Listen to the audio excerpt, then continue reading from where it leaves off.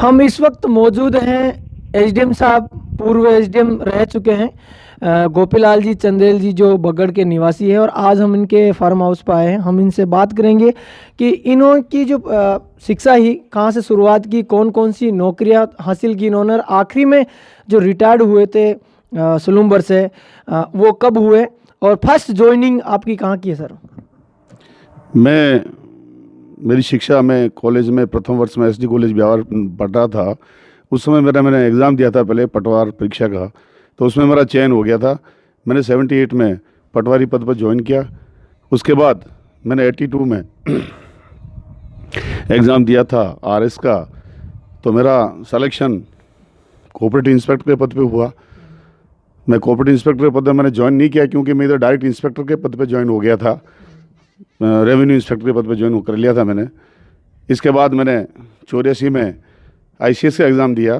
मैं राजस्थान भारतीय प्रशासनिक सेवा में आईएएस प्रारंभिक परीक्षा में उत्तीर्ण हुआ।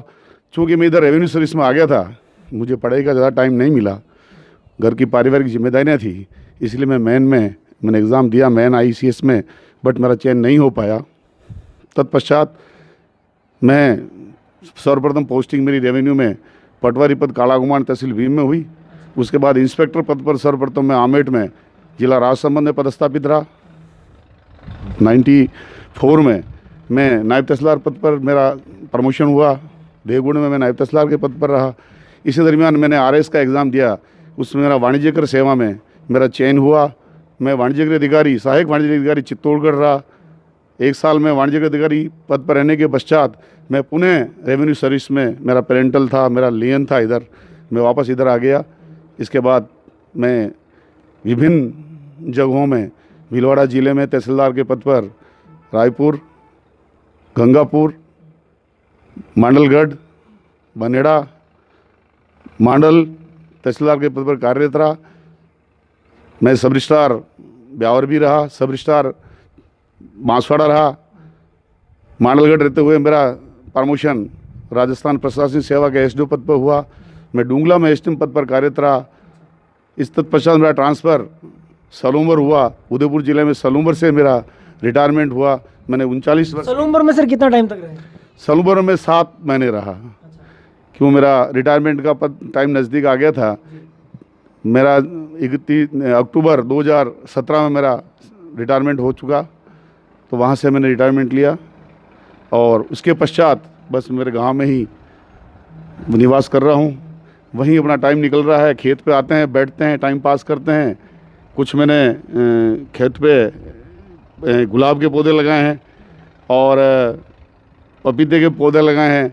अब चूँकि कांग्रेस पार्टी द्वारा मुझे कहा गया कि आप जिला परिषद चुनाव में आप हमारे साथ रहकर जनता की सेवा में सहयोग प्रदान करें, तो मुझे जिला परिषद का भीम की राजसमंद जिले की वार्ड नंबर 24 सीट से जिला परिषद मेंबर का टिकट मिला है। मैं भी इसके उम्मीदवार के रूप में खड़ा हुआ हूं, और अगर चयन होता है। सर आपको लगता नहीं कि मैंने जो अधिकारी पद पर रहकर जो सेवाएं दी, लोगों के लिए जो काम किया, वो सेवाएं बेहतर थी आपके लिए, कि अभी जो राजनीति में आकर जो लोगों के लिए काम करेंगे वो ज़्यादा? दोनों में से डिफरेंस क्या मानते हैं? नहीं, सेवाएं मैंने दी है, मैंने जनता के लिए दी है। अब चूंकि जनता की सेवा में मैं वाणिज्य अधिकारी मैंने क्यों छोड़ा, मेरे काश्तकार से और जनता से मेरा पूरा लगाव था, है ना। तो मैं पूरा वाणिज्य अधिकारी सेवा छोड़ के इसमें राजस्व सेवा में आया था, क्योंकि लोगों से मिलाप रहेगा, जनता की सेवा का मौका मिलेगा। अभी मेरा यही है कि इस पद राजनीति में आकर एक जिला परिषद मेंबर के रूप में अगर जनता को सेवा करने का मौका मिले तो मैं सेवा करने के लिए तत्पर हूँ। इसलिए जनता के साथ रहना और सेवा करने का मेरा मेन उद्देश्य है।